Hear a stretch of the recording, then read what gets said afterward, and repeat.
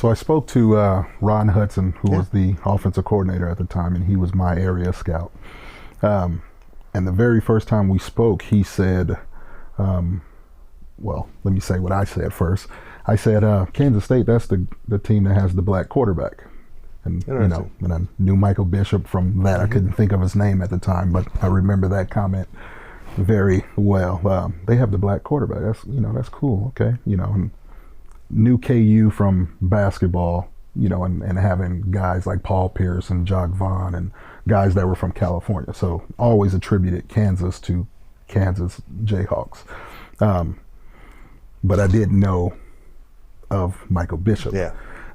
So when I mentioned that, Coach Hudson said he laughed, was on the phone and he laughed and he said, yeah, we have some other guys too. And I thought that was kind of cool. And just like KU was in basketball, Nebraska, Colorado, Texas, Big 12 guys, those teams were heavily represented by guys from California. So when he mentioned Nebraska, who was at the top of the heap at the time, he said, I think we have the team that can beat Nebraska this year. And when I heard that, I was like, this is the most ridiculous thing that I've ever heard in my life. Kansas State is not going to beat Nebraska. I don't even know who else is on Kansas State's team. Like, seriously, it's just, but it stuck with me enough that I was going to pay attention to that game.